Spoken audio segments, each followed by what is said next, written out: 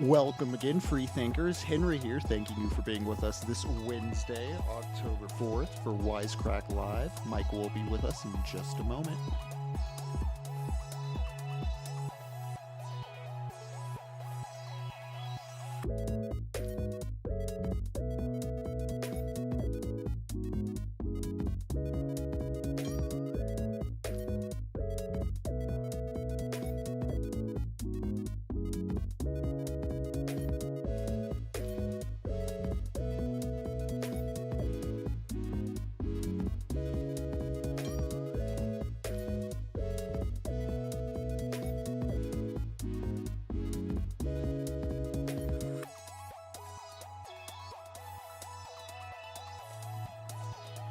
Welcome back. Great to see y'all. Don't forget to like the stream as you drop in. We'll be with you in just a moment.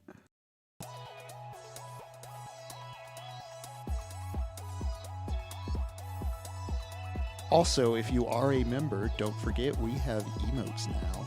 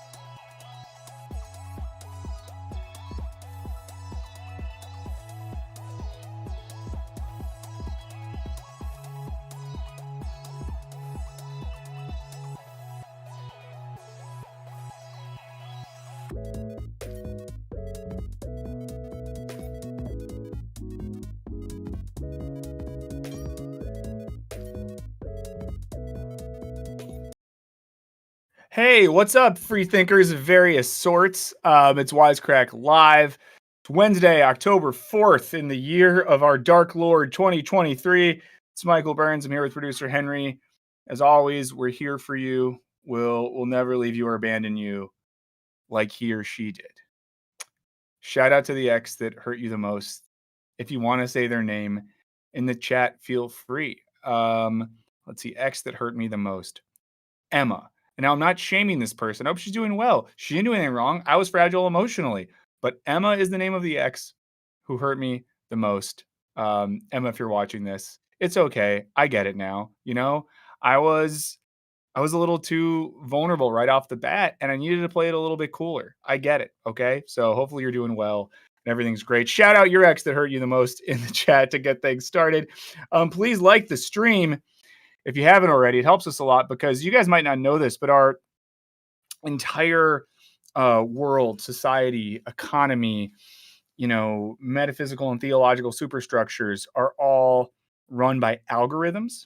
And of course, we're shouting out Seth. We're shouting out Matthew, Fudge, Nicole. Listen, these people hurt us, but we came back stronger, so we don't resent them. We're just acknowledging this.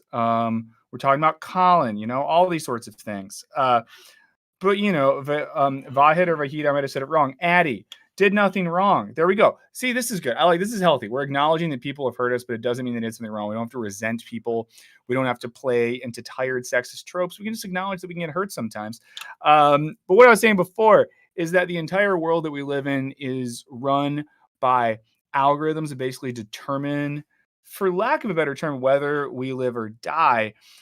So please like the stream because when you like the stream, the algorithm then says, okay, we'll show it to a few more people. I did learn as well, some people have complained before that they don't get alerts when we go live. And I reached out to YouTube support. I was a little snarky with them.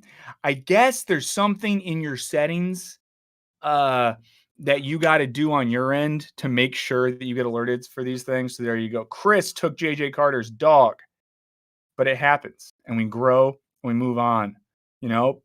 Michael doesn't resent his exes. How I acted. Oh, he deleted it. Sorry. Michael got vulnerable, and then I read it, and then he deleted it. Our good friend Michael Dodge. So someone says, is Google really not working? Will to nihilism. Sick username. It kind of isn't, and we're going to talk about it. But, if you're here and you want to do stuff to support us, Christopher says, no exes. Wife was my first girlfriend. That's fun. I think that's nice. I think that's really nice. That's all I got to say. Yeah, Julia says, something you got to do on your end. A dog formerly known as a cat says, big shout out to you. Good thing that ring was fully refundable. Let's go. Hashtag raw dome. We'll get raw dome. So, okay, here's a question. Well, we're going to get into the real stream. I want everyone in the chat to be honest. We could have Henry be honest. Will we get raw dome in 2023?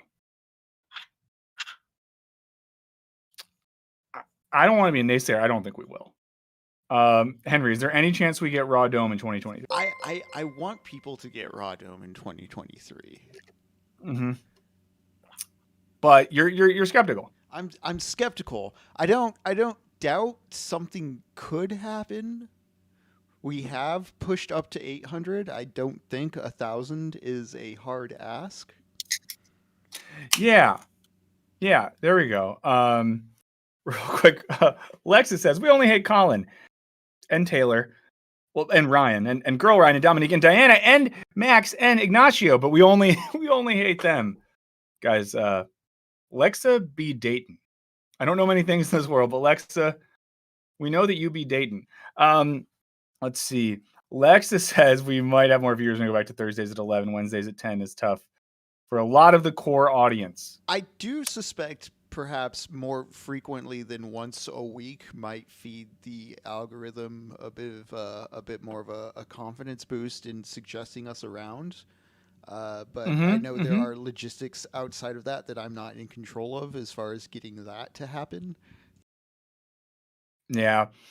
Well, there you go. I'm Joshua Phillips. I grew up with someone named Joshua Phillips. It's probably not you, Joshua Phillips. Said I thought this started at 11. Real quick, if you're just Joshua, you didn't miss anything. This is Wisecrack Live. We're currently streaming Wednesdays at 10 a.m. live from Wisecrack World Headquarters in Culver City, California. We were streaming on Thursdays at 11 a.m. while from Burns World Headquarters from my house, which I'm not going to say where it is. I'll say that it's east of Fairfax in Los Angeles. East of Fairfax, north of the 101. That's all I'll give you.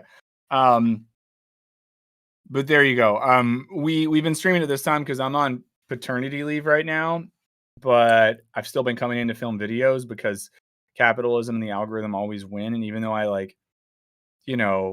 want to fight for the rights of workers, in my own instance, I have had too much anxiety and frailty about the job that I have to really take my full parental leave. So that's why I'm here. We might have it come back on Thursdays. It might not be, but there you go. Okay, everyone's talking about this alarm test. I'll be honest, I don't know what this is. Do you know what this is, Henry? Yes, there's going to be some test? sort of national emergency system notification alarm test, and a lot of conspiracy-minded folks think it's a 5G trick to turn us all into zombies, and we're going to be living the crazies today, or something to that extent. Are we not already? Here's the thing with some of the conspiracy theorists. It's like, it's all already happening, right? Right. Like, I feel like some of the hardcore conspiracy theorists make the mistake of presupposing a logically coherent world with any sort of consistent truth principles that provide metaphysical coherency or even political, social, economic coherency. We don't even have that. Yeah. So I think that's my new critique of conspiracy theorists. you presuppose a stable reality that doesn't exist in the first place. Yeah, there's a power to a projected truth. Like, oh, if only the people knew. Well, what if the people knew? What then? What do the people still need to do something? Like, you're providing a narrative for the way things already are, but uh, it's so off base that it can't provide a prescription for a way forward. Well, it reminds me of this thing. I'm sure some of you have heard about this idea of the slow and uneven apocalypse. The idea being, of course, that when we imagine, Lex was talking about the Valley. I was in the Valley this weekend. My cover band played a concert at a bar in the Valley.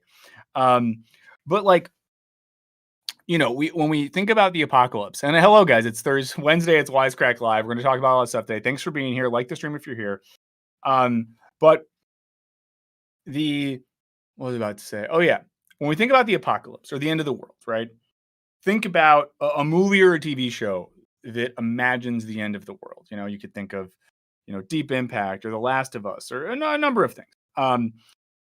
And it's always the world ending with a bang, with a big event, with one bad person making one bad decision, things of that nature. But in reality, this notion of a slow and uneven apocalypse is the idea that the world has already been ending, but in a much more slow and boring way than we realize. And that's why it's kind of like things have been falling apart before us in a way where it's easy to not notice. It's also not just like the one group of aliens or the one zombie virus or the one evil political leader with a vague Eastern European accent or something like that that's bringing everything down.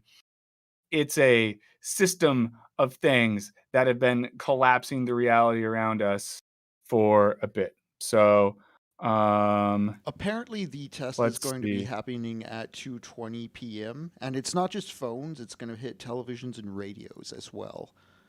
So Well, that we might sucks. see it. We might experience it here on stream. Just right, Wow, that's right. so fun. Wow. Yeah, Emily in the chat said the world will not end with a bang, but a whimper. Um, but there you go. But That that's how we think about the end of the world. yeah, that notion of dystopia, it's always occurring someplace in the now. It's just removed from us. It reminds me of just talk of like the way human sacrifice still occurs today as well. Mhm. We've touched on Yeah. in some of the videos. Yeah, 100%, 100%. Like, it's cool. You can see my cover band in Los Angeles, at various bars, breweries, taverns, ale houses, small venues. We're called Board Betty. You can follow us on social media and see when we play. The next show we have is we're playing a gala event for a nonprofit in LA that helps people that don't have access to healthy food. We want people to have healthy food. So there you go. But again, too, you know what? I'm going to rant on this a bit more. This whole history of the apocalypse stuff, it all comes back to uh, theology and this thing we get in both the Old, mostly New Testament and the Book of Revelation, where things end in some drastic way. And so much of theology of various traditions is thinking about the end of things, the beginning of something new, and it being this crazy thing. And we're just not ready for how boring it is. So there you go. Um, let's see. Yeah, Peter Jang says, "Do you ever think animals think about the end of the world?" I don't. Outright Tiny said they just got hit hard with ADHD. What's going on with tech in the apocalypse? There's some sort of phone thing today. So you got that. There's a phone thing. There's 5G. It's going to turn us into zombies. The apocalypse thing. Just the idea that conspiracists want the world to end in some determinate, singular, fast way, and it's already been slowly ending, which isn't as much fun. But the reason we have Google on the thumbnail, we'll get into this in a bit. Guys, Google's been goosing the results. Thank you, Daniel Santiago. Henry, yes, sorry, not Henry, producer Henry. Who I love producer Henry, but Henry Martin in the chat says Board Betty a play on Betty boards, the famous soundboard dead record. It is. A lot of people don't get it, Henry. I'm glad you get it. It makes me really happy you get it. I love you for getting that. Thank you so much. But basically, there's a Wired article that came out. There's multiple reports about this. But you know how we used to think that Google was just a good nerdy algorithm started by some great guys in their garage in Silicon Valley Do with a no company evil. motto, "Don't be evil." Yeah, right. Actually, it's not that. Actually, the algorithm behind their search thing is making life really hard for lots of us. And I've had this experience, if you recently have been on Google and you've been searching for stuff and you found that it hasn't given you what you want, or it's hard to get what you want, there's a reason for that. You're not crazy. Troy Walker, the progressive anarcho-communist, said, "I want something good to die for, to make it beautiful to live." There's a great line Soren Kierkegaard said in one of his journals, he just wants one idea for which he's willing to live or die. One of my favorite philosophers, French philosopher Alain Badiou, is really into like this notion of ideas, and that we have an idea that's worth living for and worth dying for, but that makes us a part of a process of immortality. Read Alain Badiou. He's pretty great. He's pretty fun. If you are not a member of our little commune here, think about joining. You get a green username. You get a bunch of fun emotes. Use the emotes if you got them, you get some other stuff too. You get on the old Discord server. I see all of your chats, things of that nature. So consider that. As always, I'll do this pitch, and we're going to look at some comments from the last week. If you are someone who just like has money, if someone has a little bit of money, if you're the sort of person who, when you go out to drinks with friends, you're like, oh, let me get this round. Or you go get a coffee with a friend and you say, I got this. This is on me.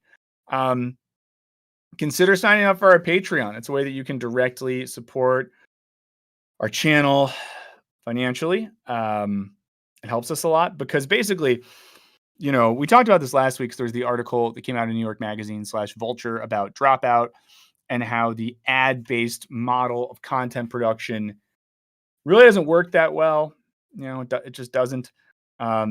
So the way a lot of people are staying alive is they're finding ways to create things that they can basically, let's not, mince words here, sell directly to their audience. So, we're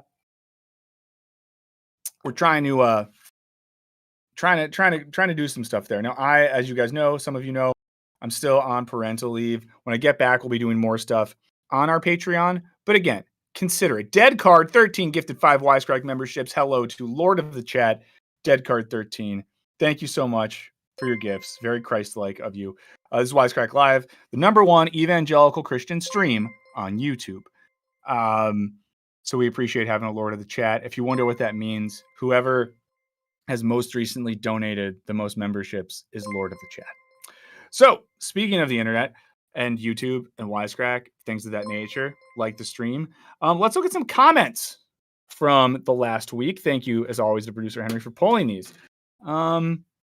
Let's see. I think is the first one I assume this is from the emo video. So this is from Headbanger 1090. Is it 1090 a tax form? Yes, this is probably a person who's a metalhead that works at the IRS. Anything popular among teenagers gets its own kind of satanic panic eventually. Love this video. Music is often an accurate reflection of its cultural context, and it's worth analyzing its philosophical background. I agree. And it is true. Anything that kids like or teens like, people find a way to make it evil. I don't know what that thing is now. I don't really pay attention to teenagers now. Oh, pause. That felt weird. But you know what I mean. I don't know a ton about teen culture. So I don't know what's evil now. I know that people have made various forms of rap evil. I know that people on the far right like to make everything about Satan, Hail Satan 666.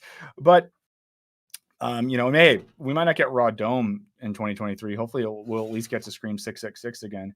And remember now that because we do this from my office now, there's a world where you guys have to make me scream 666 when the CEO of this fragile company is in this room.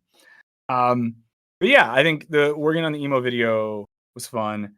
I, of course, love the idea and agree with the idea that music is an accurate reflection of cultural context and that we can often dig into the philosophical background of it. I mean, speaking of an interest of music, cultural context, things of that nature, I went to the theater yesterday and saw Stop Making Sense. They reissued the Talking Heads concert video directed by Jonathan Demme. A24, did a 4K remaster of it. If you've never seen that and they're playing it in your town, go see it. Henry, have you seen Stop Making Sense before? Like whether on DVD or in the theater? No, but I do go to the Austin Film Society Theater, and they were running the Mhm. trailers for it, and yeah, it looks great. Yeah. Um, Who's mad? Someone's mad at me in the chat. Someone said, "Don't call your peers like Zizek cops without proof. You're promoting infighting." Didn't we said that like months ago? We said, "Is Zizek a cop?" on a thumbnail. So you know what I think promotes infighting? When you come at me for a thumbnail from months ago. That was before I was a father. I'm a different person now. I have fatherly insights. Okay. Someone said if you listen to new emo bands like Joyce Manor or Pup or Origami Angel, I have not. I know people like those bands a lot. Michael Dodge says, "You may find yourself sitting in a YouTube chat." That was a weak David Byrne. It wasn't terrible, but I didn't really put my all into it. I've eaten a vegan burrito that was named after the band Joyce Manor at a place I like in LA called Burger Lords. So that's how I know them. Corinth, thank you for your donation. Said the film Gravity came out 10 years ago today. I really like that movie. Okay, I'm gonna keep doing this. This is not my beautiful stream. If you do, I'll say that. You throw out some some talking heads. I'll try my best. I like to think I'm related to David Byrne because Byrne and Burns are from the same root last name, O'Brien, a Gaelic thing that the English started destroying when they ruined our culture. So let's go to the next chat. Breno said, "Hello, is this the place to make parasocial friendships?" It absolutely is. Alexa Power says, "This is not my beautiful Schedule 35 chocolate bar." Listen, Alexa, they're not paying us right now, so you don't have to throw it out. But they are good though. Okay. Multi Lalo 12 said, "Your writer is correct. Ferngully is vastly superior as a movie to Avatar." Okay, we did a video about sex and movies. Who's David Byrne? A BYRNE, David Byrne, Talking Heads, artist, musician, weird guy, very interesting. Look him up if you haven't. Gustavo says, "Does being a father really change one's perspective as much as people used to say?" No. It changes your perspective on your kid, right? Like I would say that I love my daughter in a way that I've never loved anything. You know people say about their friends like, "Oh, I would die for this person. I would die for my friend. I would whatever." And we don't really mean that, right? You say like, "I would jump in front of a bullet for my friend." You probably would. Let's be honest. You'd hesitate and they'd die. But I realized with my daughter, I like totally would. If a group of ninjas were running at us with swords, I would gleefully run into the swords to save my daughter. I wouldn't think anything of it. So I think you definitely feel some of that. And it just means that you shift your priorities. I don't have as much time for stuff anymore, but it doesn't fundamentally change who you are. At least for me, I'm just speaking to myself. B in the chat says, "Please stop with the BetterHelp sponsorships." Fair, B. We've talked about this a lot before. We've done some videos on this. I don't want to like talk this to death. James agrees. But if you're a regular, you know that we don't live in the ideal world.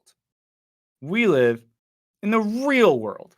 And here's the thing, guys. We live under a really weird digital capitalist economy where this channel can only stay alive if we have a certain number of ads on our videos in a given month. If we don't get those, we can't make them, we can't pay our staff.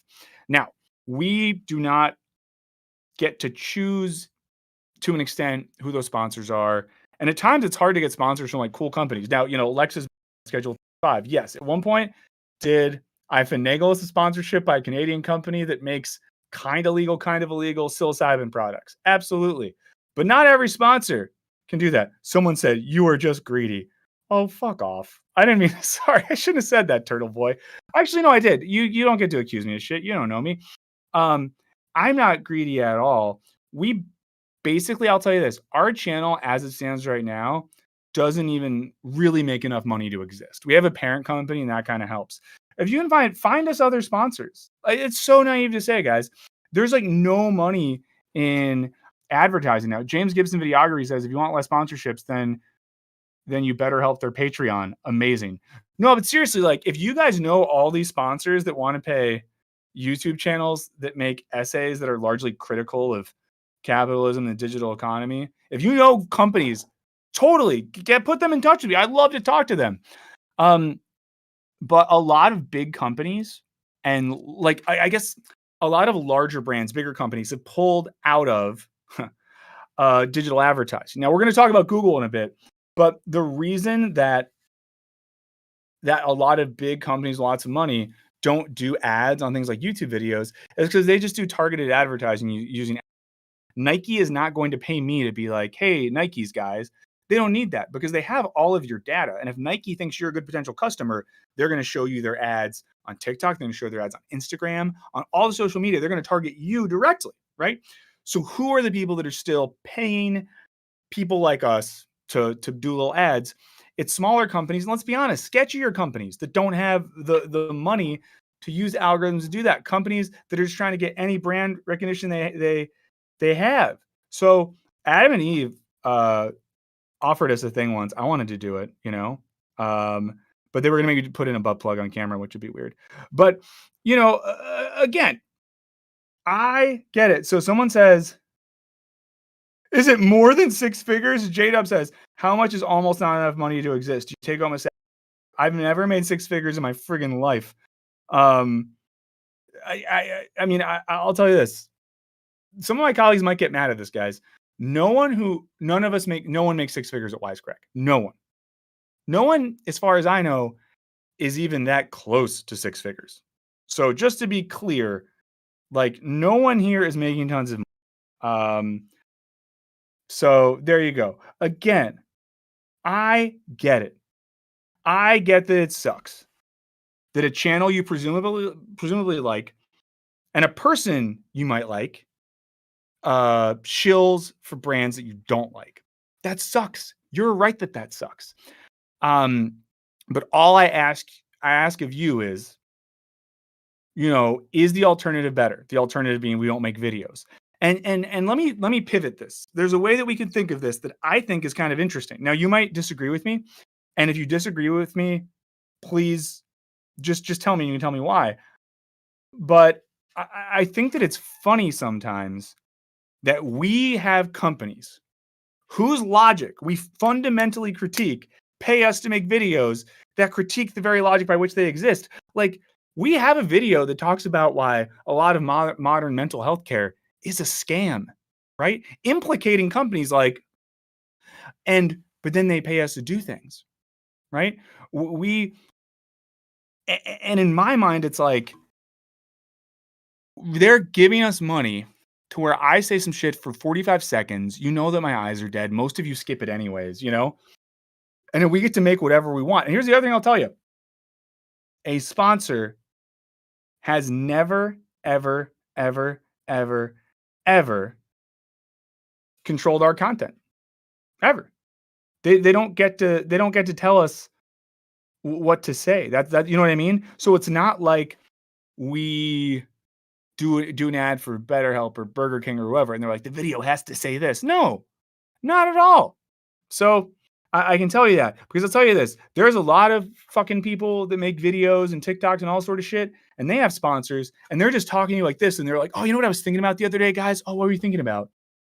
Oh, I was like really hungry, and then I was like, what should I eat? What did you eat? Well, I just remembered the place that makes me feel like home, the food that makes me feel more comfortable than ever. What is that? The Burger King. I love the Burger King. It's so good. Do you know that now they're offering Impossible Whoppers? Oh my God, that's so great. Wait, and do you know that right now, if you go to Burger King and use code UPMyOwnAss, you get 15% off? See, they do things like that, right? We don't do that. In the middle of the video, it's just like hard cut. And I go from being like, hey guys, here's a topic to, hey, before we keep going, we want to give a shout out. This video sponsor, missile companies. Do you ever wonder how we so quickly kill people overseas without anyone ever hearing about it? Missiles. You know what I'm saying? So there we go. Sorry, I lost track of the chat. But I would say this. I'm sorry if I got too aggressive, Turtle Boy, but I just like, what do you want? Like, offer the alternative. You know what I mean? Michael Dodge says, as someone who doesn't like what the company they work for does, it's not really my choice. I need to pay the bills to live. Yeah. So Michael says this, right? Like, for those of you too who are going to get all up my ass about it, what's say in the chat, Turtle Boy? What do you like any of you? What's your company? Do you work for a nonprofit that takes no money from any corporation? You know what I mean? Are you Like what are these jobs that are pure under the system that we live in, right? Because I have a bunch of buddies who went to college with who went into work for nonprofits because they wanted to like help the world become a better place. You know what you got to do when you work for a nonprofit? And this isn't a critique of those people, it's a critique of the system. You have to sell out your values and go meet with like weird asshole sketchy business people who drink adrenochrome from the children in their fucking basement for breakfast and be like, can we please have the money? Can we please have the money? And the evil businessman is like, get me the blood of a child. And then you get the money maybe. And that's the world we live in. Dead Cart said, I spent my whole life separating commercial content. I'm just used to it. It's true. Geez Louise, thank you so much for that. We really appreciate the super sticker. We love it. So there you go. Yeah, I would love a Raytheon ad. Eddie said, yeah, we are all complicit. I mean, it's a thing, right? We all live under a system. It's like we live under capitalism. There's certain things that we can't get out of. We can do our best to not perpetuate and empower that system, but we can't just like do nothing. Yeah, someone's like, you critique capitalism. Yeah, you live in a capital. And people leave comments sometimes. We're the Wisecrack critiques capitalism, but then tells us to give the money on Patreon. What's your point? So there you go. Back to Ferngully. In the most recent video on sex in movies, I made a comment that I think Avatar is better than Ferngully. Guys, I've never been so owned in the comments ever. As you can see, this comment has almost 1,000 thumbs ups because people were just like, you're wrong. You're wrong, Michael. Hold on. I'm going to read Turtle Boy's comment because I went hard at Turtle Boy and I owe Turtle Boy a voice in this conversation. Maybe there's no ethical consumption and no way to make money or live without supporting the already rich in some way. Strange how we develop morals in society that runs directly against morality. Turtle Boy, you're absolutely right. There's a fundamental contradiction between our individual and collective morals and a society that is at odds with those morals. You're totally right. And I think that's a really good analysis of one of the fundamental contradictions of modern society, right? That we have these ethics and morals and ideas that we believe are like really true. And it's not just us, our friends, our communities believe these are really true, but then we exist in a larger system that fundamentally contradicts those things, right? And I would just say the great thing about what Turtle Boy just said is I think the difference is those who are aware of those contradictions versus those who aren't, right? Because it's like someone like a Mitch McConnell or whatever, can just spout off like, oh, Christian values, Kentucky, yada, yada, yada stuff.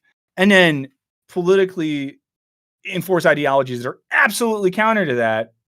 And that's like the most evil thing, But I really do appreciate Turtle Boy pushing that conversation.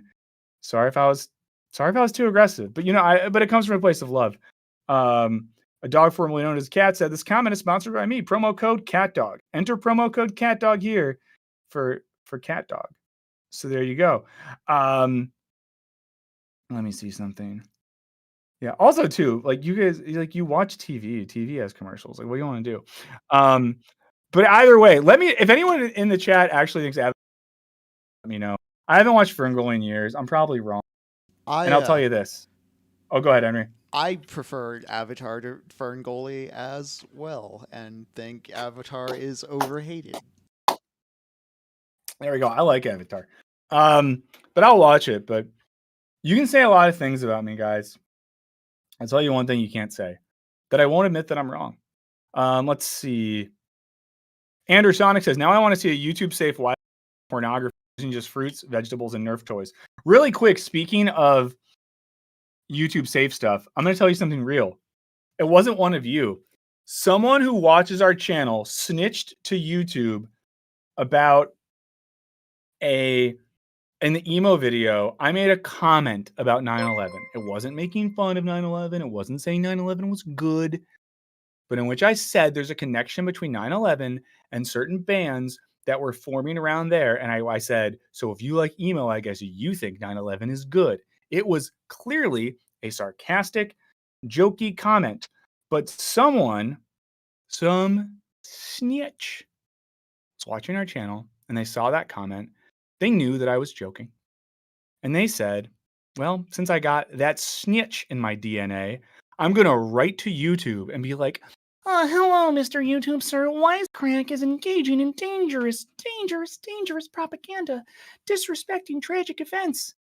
And then they got that video demonetized. So it's like, we can't catch a break. Y'all are like, don't take money from companies. And it's like, well, I can't quip about 9/11. It was 22 years ago. Get over it. But yeah, I just hate it. Okay, JJ Carter's right. JJ Carter says, man, we all know it was the Disney person. It is. There's someone who keeps making accounts. I have to block them from the YouTube channel. I block them from our Twitter account. They're definitely the person who got me kicked off of Twitter.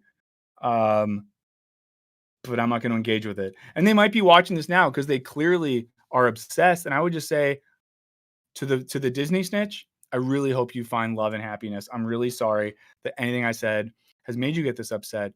But I would just like to say that the problem is not me. It's the person in the mirror. So look into yourself and grow. Next comment from Sue Monroe says, honestly, I want sex scenes in mainstream movies. Sue, you naughty girl. They don't have to be graphic, but they should exist. Otherwise, literally the only sex that will be available to see and watch will be in porn. Not the healthiest representation of sex. Sex is healthy and normal. Shout out sex. Let us know in the comments if you've ever had sex. If you are a member, use one of the emotes that lets us know what your sex life is like. So pick one of the emotes that we have and use it to indicate what your sex life is like. It's a weird prompt that I just gave you. And you might be saying, is he just doing that for like engagement? No, I just think it'll be funny. Jeez Louise, absolutely. Rap snitch knishes. Shouts to MF Doom. Oh yeah, someone said search the lore doc. You can always search the lore doc. There might be an entry about the Disney snitch. Wow, we got Nietzsche sex life. Yeah, Harris Hole, obviously. That's a good one for the sex life. A comment, important one. Wait, you mean which one? Hold on. Oh, how did I miss that? Hold on, I'm going back. Oh yeah, Andersonic wants to see a YouTube safe wisecrack about pornography using just fruit, vegetables, and Nerf toys. Hey, why not? They would get us. They would get us on it. But I agree with all his comments that like health is sexy and normal. I think sex and move. Ooh, these are some fun ones. We got cacti, so that means sex in the desert. We got some hearts. Harris hole makes a lot of sense. Oh, that's fun. These are fun. I like our use of emojis. But Curtis B points out, why are we not keeping it dry? That was a test. That was a test, you guys. I thought we were all members of the dry gang together. And you ruined it. You guys are way too wet. You guys are way too wet. But yeah, to talk about sex in movies again real quick. I think it's good to have normal sex in movies, weird sex in movies. And I'm going to say something problematic. Maybe some of you will find this. Maybe this is an old take. Let me know if this is an old washed take. But I do think if a young person, and I'll say especially young dudes, if the only sex you see is porn, I just don't think that's great. I don't think that's great. I'm not saying porn is bad. I'm not saying people that work in the sex industry are bad. Absolutely not. I think there's absolutely ethical sex work and ways to conceive of all of this. But I think psychologically, if the only exposure you have to sex is via the internet on porn websites, it's probably not the best. I don't know though. I don't know. There you go. Yeah, Christopher Pierce. He's putting his marriage on the line trying to enjoy the dry gang. So there you go. Comment from DPS 140. Oh, and real quick again, thanks for being here. This is Wisecrack Live. We're gonna get into the Google thing in a second. We're Burnsmith producer Henry. You're here. I love that you're here. It means a lot to me that you're here. Please like the stream if you can. It helps us. The algorithm runs our lives. I believe in a God, the God of algorithms. Let's see. Sorry, so many good comments today. Okay, so this comment. So this video is reminding me how my parents were never intimate around me at all. Like, I don't think I have a single memory of even sharing a kiss. It has made me realize that as I grew up, I immediate role model to follow when it comes out to go out being intimate with another person. Somewhat blame this for making many dumb moves growing up, particularly failing to make a move when I had a strong feeling someone was into me. Maybe I'd watch more rom-coms. Yeah, I relate to this comment. Goon Gang, I love it. I might have told this story before. Welcome to Overshare Corner with Michael Burns. I'm your host, Michael Burns. When I was in high school, I had my first real, whatever the fuck that means, girlfriend sophomore year. And two of her friends took me aside and they said, Michael, there's no comfortable way to say this. You don't know how to hug and it's really awkward and it's making her not like you. And I was like, what do you mean? And one of my friends, I think it was Kimmy, she's like, how do you hug? And she was like, hug me. So I was like, she was like, yeah, that was weird, dog. Because I grew up in a very there wasn't a lot of physical affection in my house. My parents weren't very affectionate. We weren't like a huggy family and stuff like that. So I was almost 16 years old and I had to literally have two friends. They taught me how to hug. Guys, I had to be taught how to hug 16 years old. Sad. So all I'd say is I get that. And yeah, I think it's something I'm gonna have to think about. Having a kid, how do we healthily, how do we, model? One last comment. This is from last week's stream from Becca and Gavin. I'm excited about the United Auto Workers strike. They're asking for things that could set some standards for the broader labor force. They want to limit the executive pay and redistribute some of that downward to the workers. They want equal pay for equal work. Companies use manpower so they can make union membership a little carrot. So it validates paying people much, much less. I'm just skipping ahead. I would really like to see executive pay redistributed downwards to productive workers via wages rather than taxation. Yeah, I mean, with all of these strikes that are happening in Hollywood, in Detroit, one of the big issues is people at the bottom simply want an equal share of the money. And I don't care if you are a good person who loves capitalism, a little anarchist, a socialist, a communist, whatever ist you are, a typist, a morticianist, whatever. Most people, if you looked on paper at how much the highest paid person in a company makes and how much the average worker makes, you'd probably be like, well, that doesn't seem good, right? Like, it would be weird if you said to me, oh, I work for a company and I make $60,000 a year and my boss $6 million a year, but I think that's good. I think they really, really deserve it. I would say, A, get their D out of your M. And then I would just be like, why? Why do you think that? You know what I mean? It's weird. So I think that logic is at the heart of a lot of the recent strikes. The simple logic of like, hey, and again, you don't have to be that like left to believe this. You could totally be a certain form of capitalist and still think that there is room for something like a curtailing of executive pay. There's some company. The anecdote is weird. Someone said, Michael, do you go to the gym? Look at me, guys. Does this, like, really, just look at me. No, I don't go to the gym. Jesus Christ. But yeah, let's see. So yeah, I'll just leave it at that. But a great comment. I agree with what they're saying. Okay, so let's talk about Google.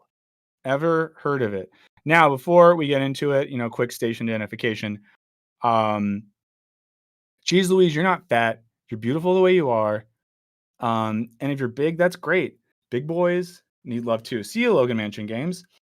Let's see. Yeah, James says, if you think the boss deserves 10 times the average worker, that is a radical opposition in the world. Ridiculous. Yeah. Please like the stream if you haven't already.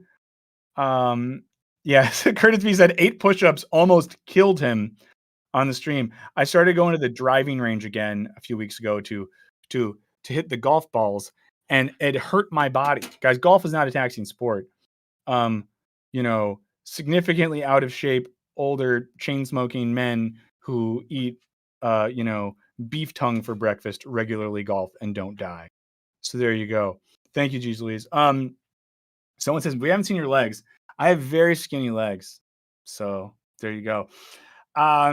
So let's talk about Google. JJ Carter says, yes, please. My friend Sam crazy for saying Google hasn't been working.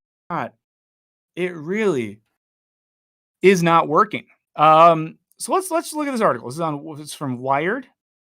It is written by Megan Gray. It's a fun name, Meg Gray. Matthew Burns does go to the gym. Matthew Burns is swole. Matthew Burns goes to the gym and listens to Andrew Tate podcast. Okay. Recently, and again, this is Wisecrack Reading Group, Wisecrack Book Club. He said, "Are you taller than Austin Hayden?" Me and Austin Hayden, I think like exactly the same height. He's significantly more jacked than me. I used to go to the gym with him in grad school, and it was tough. Also, fun fact, I almost saw Austin Hayden last night, but then I didn't. But that's another story for another time. Recently, a startling piece of information came to light in the ongoing antitrust case against Google. Who owns YouTube? So if we start hemorrhaging viewers during this segment, we know who to blame. During one employee's testimony, a key exhibit momentarily flashed on a projector. In the mostly closed trial, spectators like myself have only a few seconds to scribble down the contents of exhibits shown during public questioning. Thus far, witnesses had dropped breadcrumbs hinting at the extent of Google's drive to boost profits. A highly confidential effort called Project Mercury. Urgent missives to shake the sofa cushions to generate more advertising revenue on the search engine results page. Distressed emails about the sustained decline in the ad triggering searches to generate most of Google's money. Recollections of how the exec team has long insisted that obscene corporate profit equals consumer good. Recollections of how the executive team has long insisted that obscene corporate profits equals consumer good. Now the projector screen above showed an internal Google slide about changes to its search algorithm. So again, like, historically, right, Tiny, I get that. My body gets that. Whoa, JJ Carter's ex works for Google. It's all coming together for you. So to be clear, this is all against the backdrop of, especially for folks that are old like me, we've all lived through this era where we were at least meant to believe that Google is like good. It's the good search algorithm. It uses an algorithm to determine what's best for it. It helps us find things. And there's been times where Google was good. It helped us find things that we needed. And I think a lot of us have experienced this recently. But when I search for things now, I tend to not find the best version of the thing I want. I tend to find the most, what's the way I put this? I find products. I find monetized answers. I don't find information. I find links to things that could potentially scam me out of money. Now, we'll keep reading the article. I was attending the trial out of long-standing professional interest. I previously battled Google's legal team at the Federal Trade Commission, and I advocated around the world for search engine competition as an executive for DuckDuckGo. I don't even know what that is. Is DuckDuckGo a search engine? I believe it was. I don't know if it's still relevant. Yeah. Lexo, we've not looked in that CBD company. I would do CBD stuff. I mean, here's the thing. Some people think like CBD stuff or psilocybin stuff is sketchy. I think like corporations are sketchy. I don't know. But what are you going to do? Let's see. I'm all too familiar with Google secret games and wordplay. With the trial practice in my backyard, I couldn't stay away from the drama. Next section. This on-screen Google slide had to do with a semantic matching overhaul to its SERP algorithm. When you enter a query, you might expect a search engine to incorporate synonyms into the algorithm as well as text phrase pairings in natural language processing.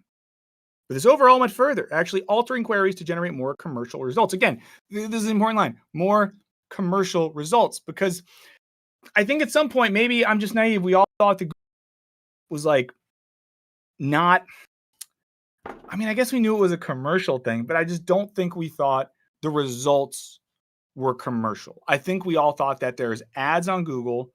There's a section of like promoted results, but we're like, those are the corporate commercial things. The results are just algorithmic stuff. I think the big step in or loss of faith for me was when ads started being placed in ways that look exactly like the search results, like when the third or fourth search results in the same center column horizontal with the rest of your search results, but it's a ad. rather Yeah. than in the margins or a designated ad area. Yeah.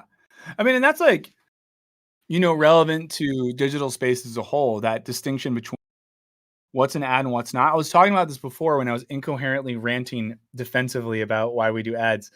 But, there's, for example, again, I'll just say that like when we do sponsored stuff here at Wisecrack, it's sponsored. I don't think any of you have ever watched a video and like, wait, was that an ad? Was that not? We let you know. And I think that was a weird, unwritten social contract thing in digital communities and digital spaces for a lot of years. And maybe this is naive of me that, they'll tell us when the thing is an ad and when the thing is not. And now we're way past. It's sort of like how in television there was a period where like we maybe thought reality TV, and we have a video about this, was a reflection of reality. And there was a little bit of like now we know all bets are off. But let's keep reading. There have long been suspicions that the search giant manipulates ad prices. And now it's clear that Google treats consumers with the same disdain. Guys, they hate us because we're just little money pigs. The 10 blue links or organic results, which Google has always claimed to be sacrosanct, are just another vector for Google greediness, camouflaged in the company's kindergarten colors. Felt good to say out loud. Google likely alters queries billions of times a day in trillions of different variations. Here's how it works. Say you search for children's clothing, which is a normal thing to do if you have a kid, and a problematic thing to do if you don't have a kid. But let's say I could search for that because I have a kid, so it's not weird. Okay. So I type in children's clothing. Google converts it without your knowledge to a search for Nikolai brand kids wear, making a behind the scenes substitution of your actual query with a different query that just happens to generate money for the company and will generate results you weren't searching for at all. Like, how can I share the anecdote I want to share without getting too personal? Let's think. I'll say this. I was recently Googling because I'm currently trying. We overshare a lot. So I'm going to I'm currently in the process of helping a loved one get some mental health resources. We'll say that, okay? And in trying to Google to find these mental health resources for the loved one, Google was basically showing me like sketchy for-profit clinics and centers for the type of help I needed. Now in my head, I was like, I know that, XYZ hospital in that area has a treatment center for that, but Google was not showing me that. Google is showing me all these like weird for-profit treatment centers. And I had to on my own then be like, wait, this hospital has to have it. And it's like, of course, the regional hospital has a great treatment center for the thing I'm trying to get someone help for, but Google did not show me that. Google exclusively showed me weird for-profit mechanisms for help. Someone said better help. That's fair. You got me? And that's fair. That's fair. But that's hard, right? Because like in this instance, I just like want to get someone who needs help. What I don't want to do is set the person who needs help up to be taken advantage of by some predatory treatment center. So I had to eventually just look up all the hospitals in the region and literally like search through what they offer, like I used to do on the internet in like 2001. So back to the article. But that's just an example of how it's happened to me. If you guys have examples of this, would love to hear them. Let's see. It says it's not possible for you to opt out of the substitution. If you don't get the results you want and you try to refine your query, you are wasting your time. This is a twisted shopping mall you can't escape. Curtis B said this whole stream is a BetterHelp ad. Why do we, you know what? You guys make it worse because you keep saying the B word, the BH word, and I say the BH word, and we are inadvertently giving them free advertising. No free ads. If you want your company mentioned on Wisecrack Live, you let us know. You pay us money. We mention. I'll mention anything. Anything if you pay me. I don't care if it's against my values. I'll say it. I'll look in this camera and be like, I love product X, even if I hate it. All I care about is money. That's what I would say if I was Google. Now, it goes on. Why would Google want to do this? Why would they want to do this? Well, first, the generated results to the latter query are more likely to be choppy. So again, like this whole idea, guys, like everything in life hath become a grand mechanism for thou'st to buy shit. Everything, every little aspect of digital and non-digital life is turning into a mechanism, the teleology of which is us transferring the small amounts of money or credit we have to large corporations for things that we probably don't need. There you go. So it says blah, blah, blah. Second, the latter query will automatically generate the keyword ads placed on the search engine result by stores like TJ Maxx, which pay Google every time you click on them. In short, it's a guaranteed way to line Google's pockets. Dr. Clownicus brings up in shittification. Great example here. Ronald DeRosa says, and everything is marketing and everyone is a brand. I mean, this is why like people want to talk about capitalism, as an economic or a political system. Also, now we're going to go to philosophy by me, Dr. Michael Burns. Welcome. I'm a real doctor, by the way. I don't like to brag because I'm not really proud of it, but it's not a joke. I have a PhD. But and here's why we're in philosophy. Okay. Thanks for being here. Like the stream if you like Philosophy Corner with Dr. Michael O'Neill Burns, PhD. Because the real danger of capitalism, and one is not the economics, not the politics, it's the ontology. Now, what is ontology? If you don't know this word, think about metaphysics. Ontology is a theory of being. It's not describing an aspect of existence, it's describing the structure of existence as a whole. So if we say that capitalism is an ontology, what we're saying is that capitalism is an overarching metaphysical and sometimes spiritual system that explains and determines existence as such. Now, under a capitalist ontology, our humanity only has value in relation to the amount of capital we can acquire or that we can give to others. So in this instance, when we think about what Google's doing, it is consistent with a capitalist ontology where all existence and all meaning is oriented around capital, right? So think about this in relation to theology. Welcome to Theology Corner with Reverend Michael O'Neill Burns. I'm not an actual. Historically, when we think about theology or religion or whatever, it's often God is this idea that makes sense of everything else. So for anyone who studied theology before, like went to Catholic school or something, you have people like Thomas Aquinas, whose family famously tied him up and tried to make him have sex with a prostitute. That's funny. But someone like Thomas Aquinas basically thought that existence and ontology boils down, and this is relative, so if there are any like PhDs in theology here, don't get mad. I'm doing take. Thought that reality basically boils down to our participation in the divine. So something has more being, has more goodness in so much as it participates in God, in the divine. Think back to like Plato, right? Plato's cave, we get out of the cave. What's real? That which touches the sun. What is the sun? The sun is the good. The closer something gets to the pure form of itself, the more real and true it is. Well, the same thing happens under capital, right? The closer something relates to capital, the more it truly exists. Think about who doesn't exist in our society.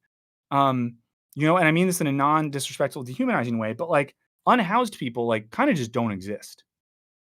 In the sense of they don't participate in the economy in a way that makes them valuable. And we're able to drive around, walk around, take the bus, the train, whatever, and kind of just be like, those are unhoused people. They're not a part of this. I'm a part of this thing, but they're not a part of the thing that I'm a part of because they don't participate in capital in a fundamental way. It's almost like they're the like heathens of capital.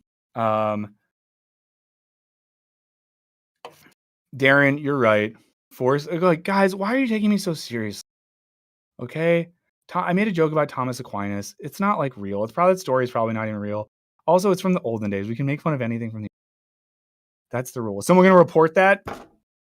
Someone gonna report me?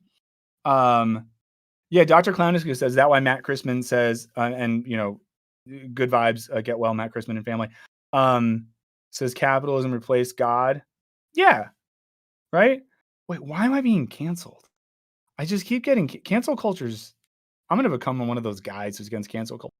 But let's get back to this article. But think about that, right? Think about this idea that we live in an era where we are like metaphysically and ontologically related to capital. Wait, oh, people aren't really reporting me. Are they really, Henry? I lost track. I don't think so. We're keep going. You're on a roll. We got 535 viewers right now. Yeah. Let's Well, get back to the I make an article. offhand joke about Thomas Aquinas. Is it like his great grandson is mad or something like that? Also, I'm Catholic. I can say whatever I want. I was baptized and confirmed. Let's get back to the article, okay? It's also a guaranteed way to harm everyone except Google. This system reduces search engine quality for users and drives up advertiser expenses. I mean, this is like someone brought up the shittification thing concept from Cory Doctorow. I mean, this is interesting too, right? Because in this system, Google fucks us and they fuck advertisers. So it's not even a thing where Google is like benefiting businesses. Like they're just like, all that matters is us in this sort of thing right here. Google can get away with it because these manipulations are imperceptible to the user and advertiser, and the company has effectively captured more than 90% market share. It's unclear how often or for how long. Thanks for being here. Like the stream. Google has been doing this, but the machination is clever and ambitious. I've spent decades looking for examples of Google putting its enormous thumb on the scale to censor or amplify certain results. And it hadn't even occurred to me that Google just flat out deletes queries and replaces them with ones that monetize better. Here's a worry that I have. Ronald DeRosa says, as a Catholic, I always appreciated these allegories between religion and capital. Video on the religion blew me away.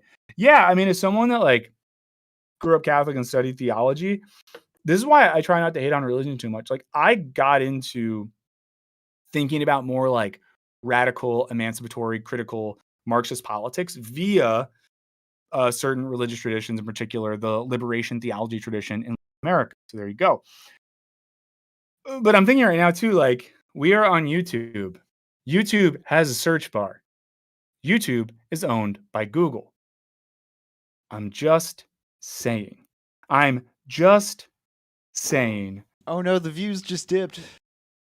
Oh no! Google's getting us, guys. Google's getting us. Luke Macri says, I'm still not sure what the bad behavior is here. Well, and I'm not sure I totally get what Luke is saying precisely, but I'm going to respond to it in terms of what I think Luke means.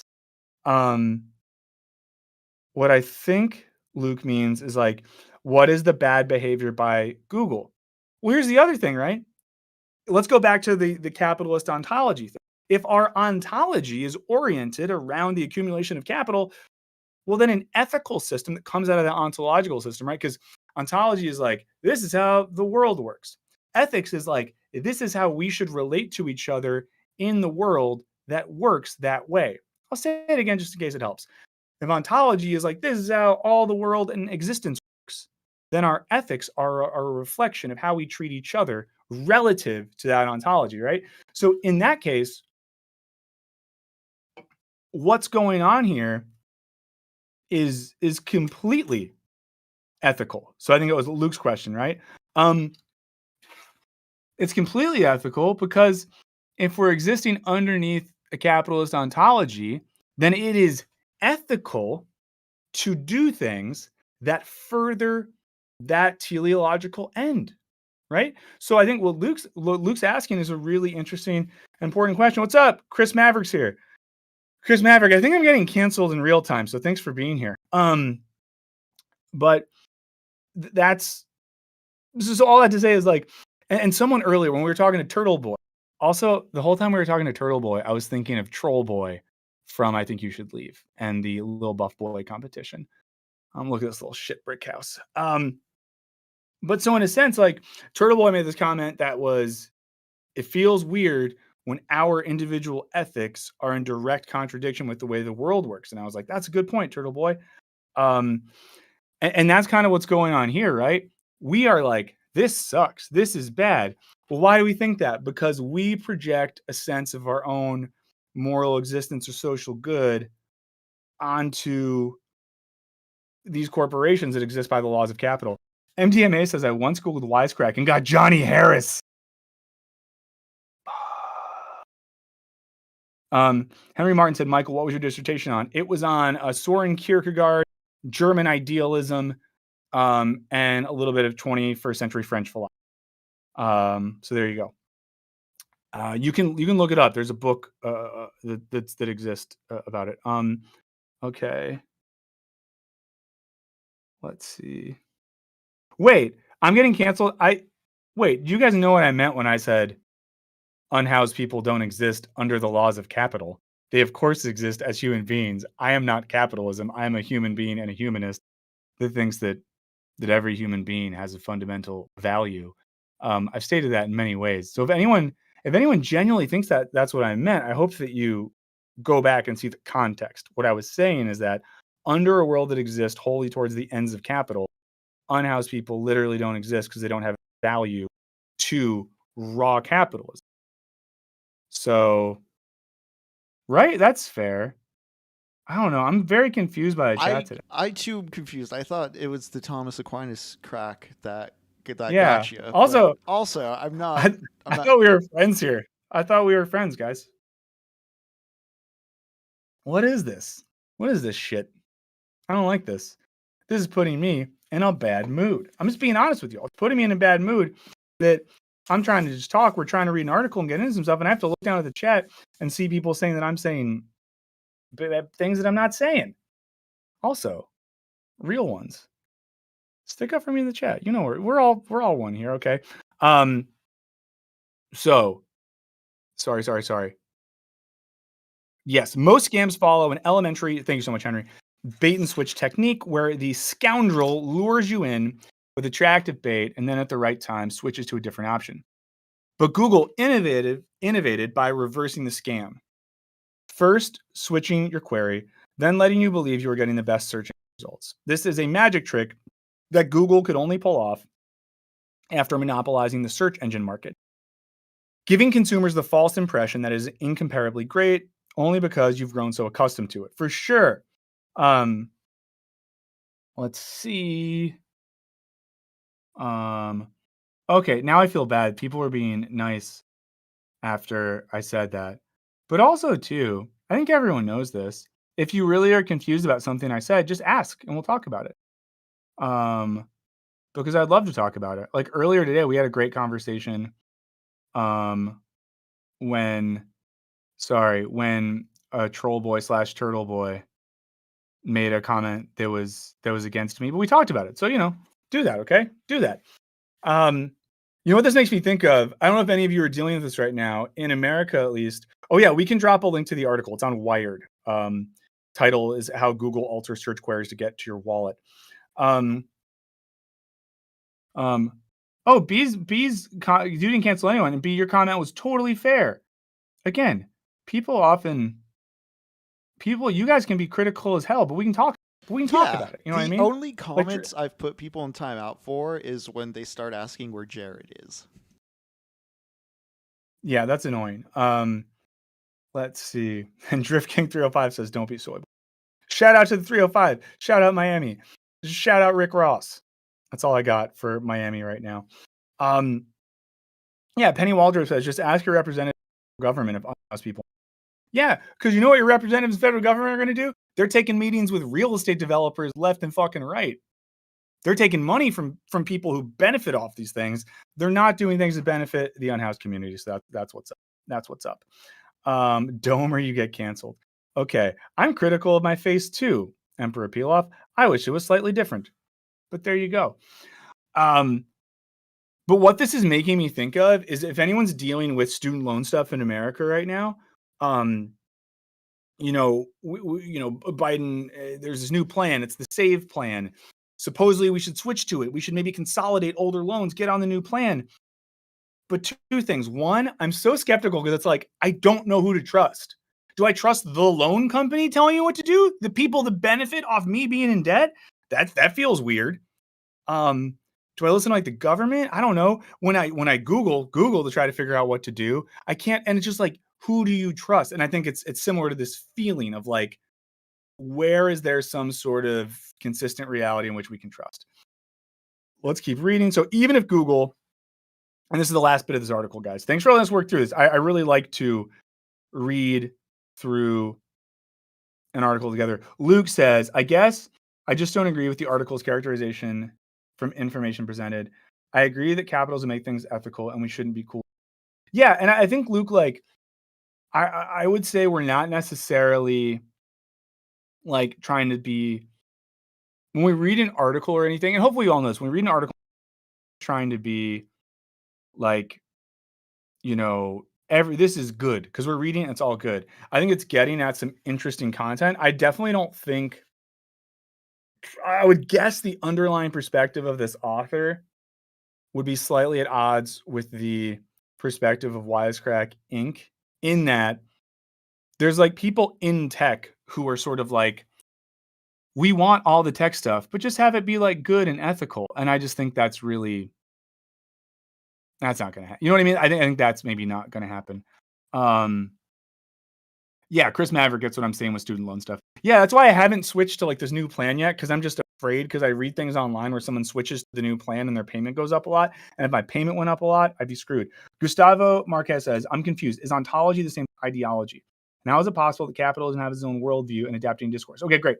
So ideology is sort of like how we conceive of a set of values in the world. Like, ideology is it's like a rigorous way of thinking about what the world should be. It's like a map or a compass that's like, this is what's good. This is how the world should and could be.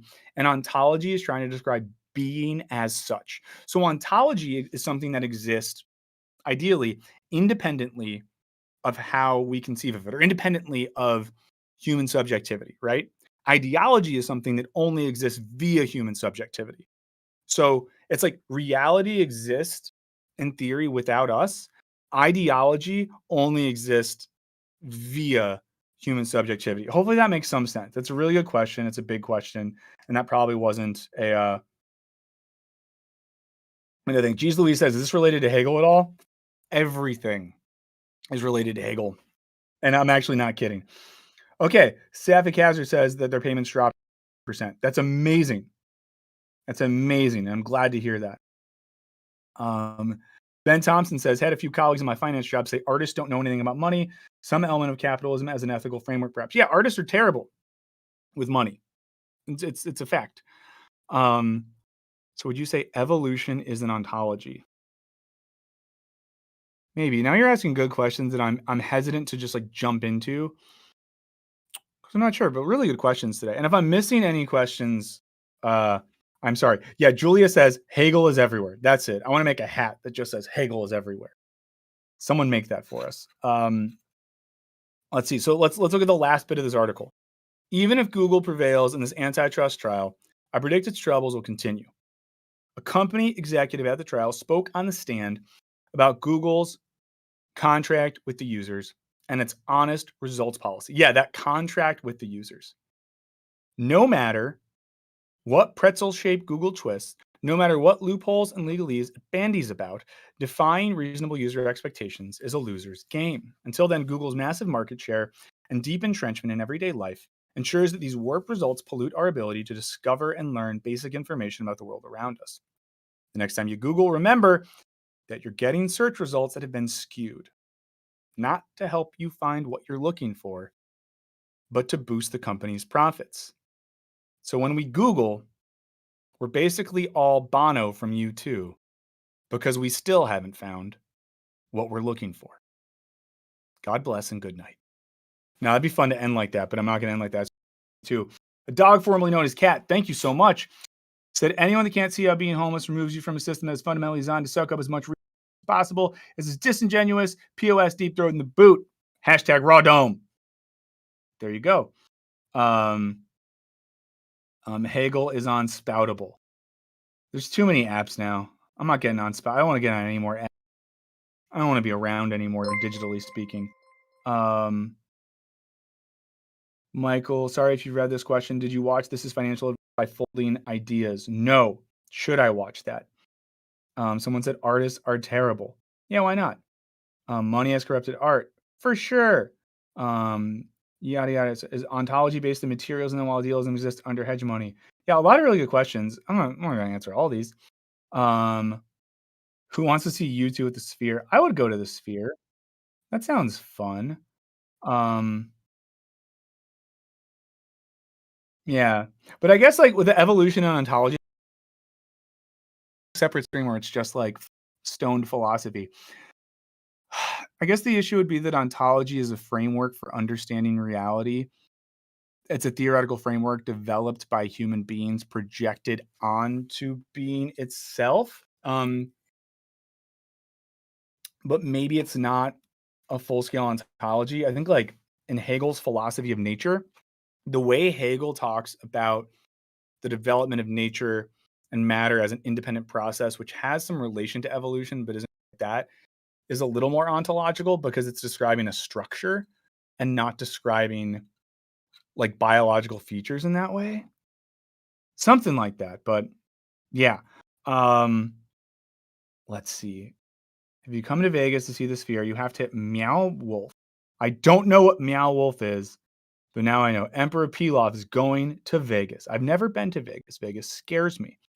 Someone said art can't exist without money. You're totally well. I mean, art can't exist as a commodity without money. Art can just like this because you could sing.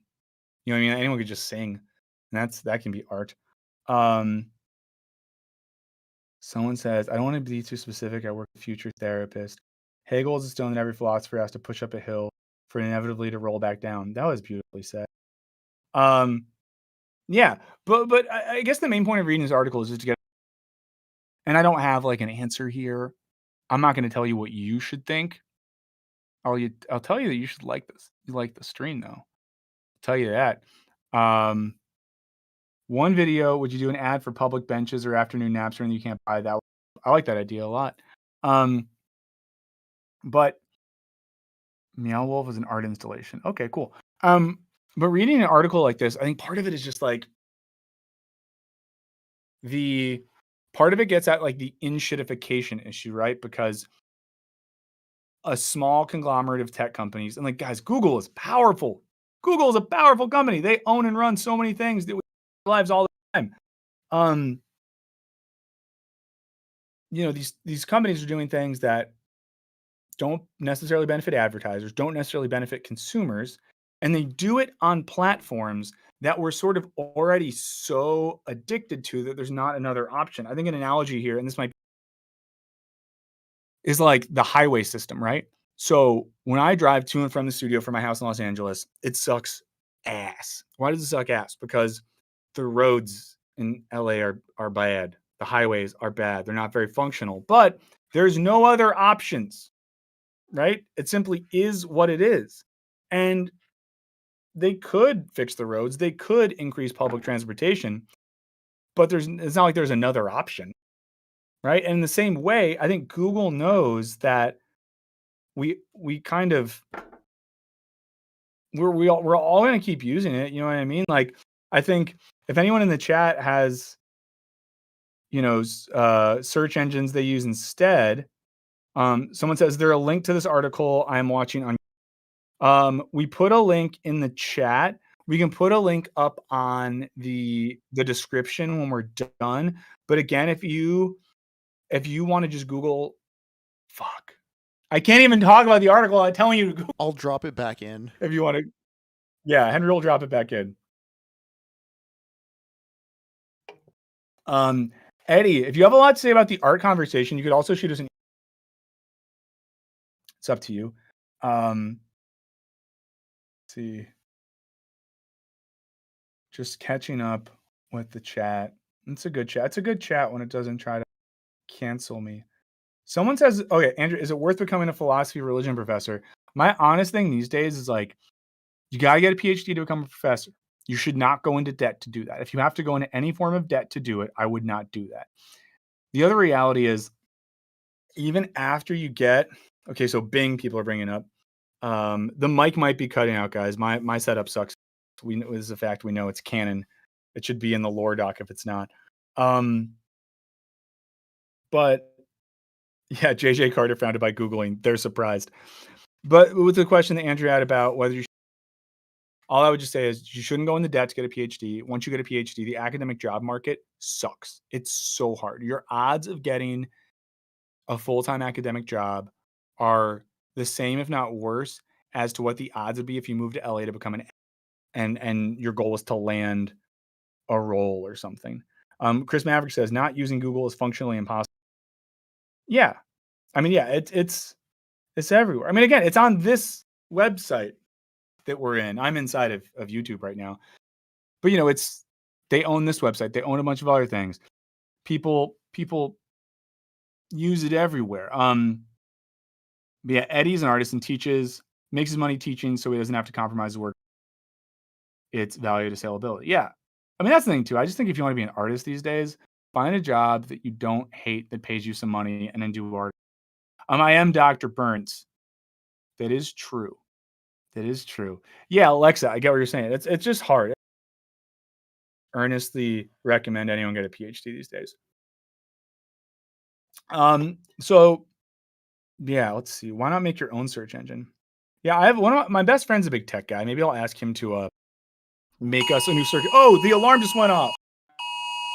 Oh. Oh boy. Oh. Let's see what happens.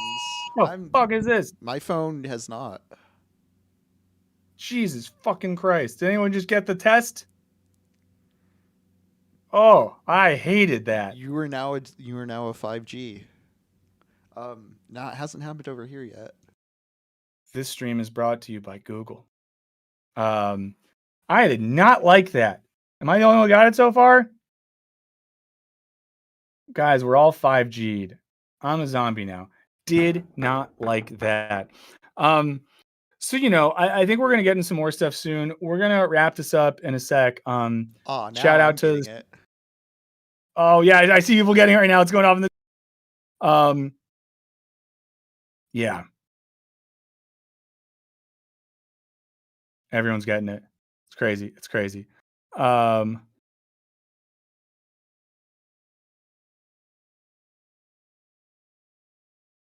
right, guys. Well, here's the thing. There's a good chance I'm not going to be here next week. We might still do a stream. I'll let you know. We'll make some announcements.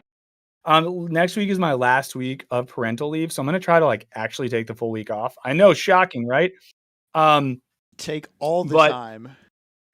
Yeah, and then starting in 2 weeks, we'll be back, and then I'm going to be back at work full time. So here's the thing: I'm going to be on Discord more. I'll be on Patreon more. We'll be streaming longer. I'll be more active. I'll be on the channel more.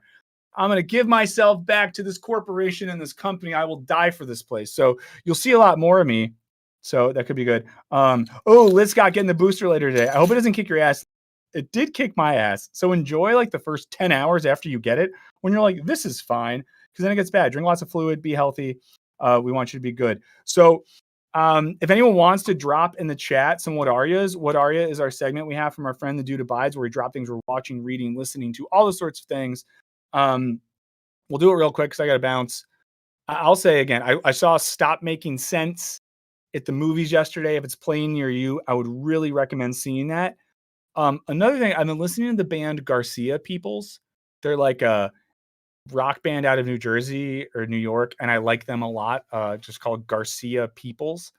They're not a Grateful Dead cover band, even though it sounds like they would be. So I recommend that a lot. Do you have anything quick you want to throw out, Henry? Yeah, it's October, so the Halloween season started for me. The Phantom of the Paradise was a recent one I rewatched, and every time I watch that movie, I love it more and more and just want more people to see it. So, wonderful rock opera. It's spooky and campy, but it's not scary. So, if you haven't seen it, have some fun with the Phantom of the Paradise. Okay, we'll make sure that in the last couple streams in October, we give Henry a spooky season segment. For those of you that really know me, you know that it's canon that I hate spooky things. So for me, this is a month of survival. But thank you again for tuning in, everyone. Really had a great time today. I might have gotten canceled, so you might never see me again. But thank you for those of you that don't read everything I say in bad faith and are real human beings. I love you. I hope you have a really great week. If I don't see you for 2 weeks, know that I'm genuinely going to miss interacting with you guys in the chat. Michael's reading Plato's Republic. That's awesome. And the new Wes Anderson. Okay, I'm going to stop reading the chat. See you guys soon. And if you have not liked the stream yet, do it on the way out. Remember that all the streams go up as VODs, and check out the videos on the channel. Thank you so much. For producer Henry, I'm Michael. This has been Wisecrack Live. We'll see you next time. Thanks for hanging, y'all. You have a good day.